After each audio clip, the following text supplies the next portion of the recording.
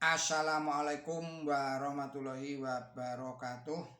Kita lanjutkan lagi kajian kita yang ini disampaikan oleh Jumantoro berjudul Transformasi Sosial Islam.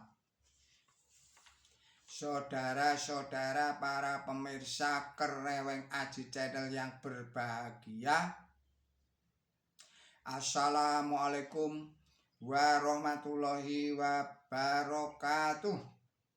Bismillahirrahmanirrahim. Adalah Munawir Sazali pada ketika masih menjabat sebagai Menteri Agama Republik Indonesia pernah melontarkan gagasannya tentang reaktualisasi Islam yang pada intinya merupakan atau mengupayakan atau berikhtihad bagaimana Islam ini terjabarkan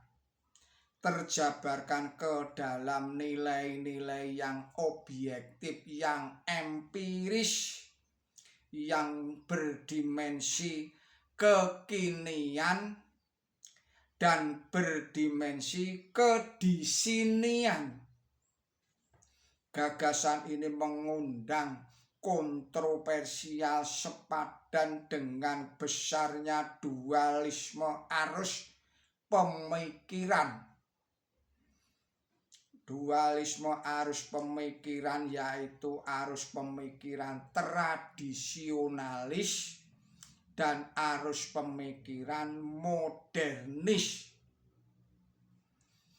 Buku Membumikan Quran karya Dr. Quraish Shihab dan belakangan juga buku Membumikan Islam karya Dr. Syafi'i Ma'arif kiranya menjadi bukti antusiasme atas upaya reaktualisasi itu.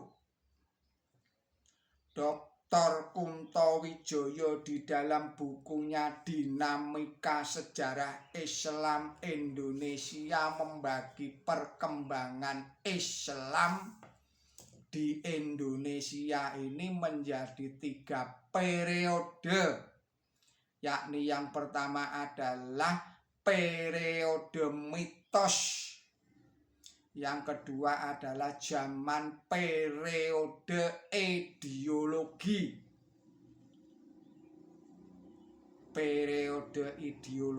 dan yang ketiga adalah periode ide atau ilmu. Periodisasi ini dibuat berdasarkan sosiologi pengetahuan, yakni dengan melihat bentuk-bentuk kesadaran umat di dalam suatu masa.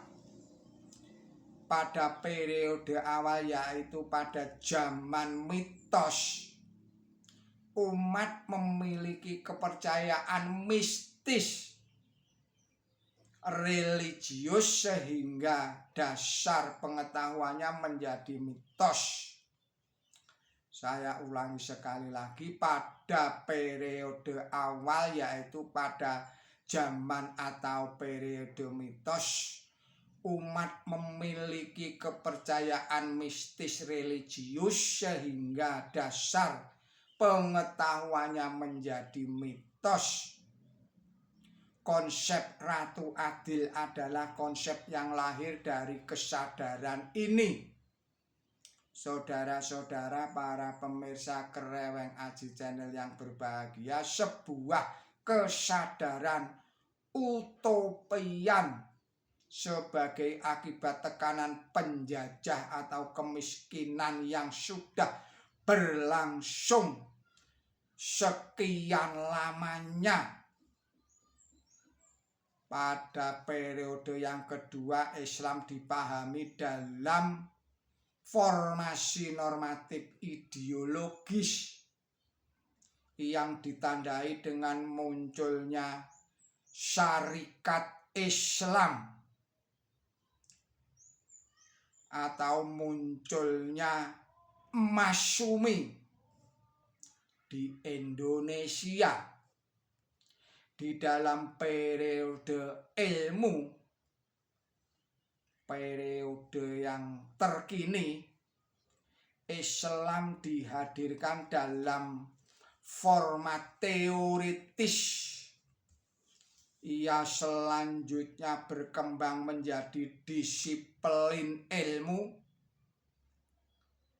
Di dalam disiplin ilmu, maka lahirlah kemudian ilmu sosial Islam, juga ilmu ekonomi Islam, dan juga ilmu politik Islam, dan yang lain-lainnya.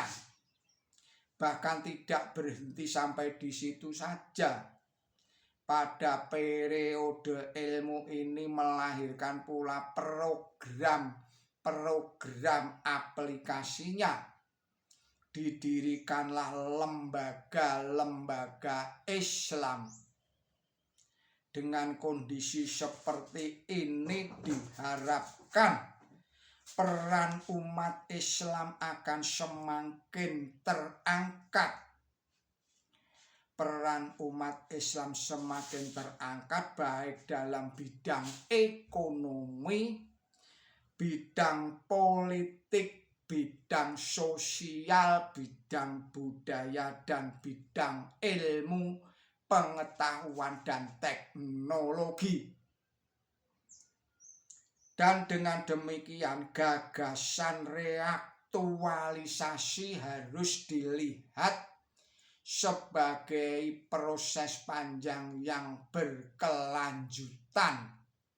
Saudara-saudara para pemirsa Kreweng Aji Channel yang berbahagia, melalui paradigma semacam inilah kita akan mampu merampungkan agenda besar. Kita akan mampu merampungkan agenda besar, yakni mewujudkan Islam sebagai rahmatan lil alamin di dalam kehidupan yang lebih praktis dan bukan lagi sebagai normatif semata-mata. Agar Islam berfungsi sebagai rahmatan lil alamin itulah di dalam kehidupan konkret umat Islam, maka Islam sebagai ajaran haruslah transformasikan atau ditransformasikan atau didakwahkan secara objektif dalam kehidupan yang empiris. Dalam kehidupan yang empiris, tanpa proses ini Islam hanya akan menjadi konsep normatif semata. Pembentukan masyarakat Madinah oleh Nabi suci Muhammad Shallallahu Alaihi Wasallam sebagai Rasulullah adalah contoh ideal bagaimana Islam dijabarkan ke dalam realitas kehidupan sosial. Realitas kehidupan sosial yang hal ini harus dijadikan orientasi setiap gerakan yang didedikasikan bagi kepentingan umat. Maka tugas yang menghadang diharapkan atau menghadang di hadapan kita adalah menghadirkan Islam yang menyuguhkan jawaban atas berbagai persoalan kehidupan. Berbagai persoalan kehidupan bahkan di dalam konteks masa kini ketika kehidupan bermasyarakat semakin berkembang dengan fenomena-fenomena modernitas yang kian kompleks. Persoalan berikutnya tentu berpulang kepada umat Islam itu sendiri. Saudara-saudara para pemirsa Kreweng Aji yang berbahagia, demikianlah risalah ini. Mohon maaf atas segala kesalahan dan kegilapan saya di dalam menyampaikan risalah ini. Billahi taufik wal hidayah.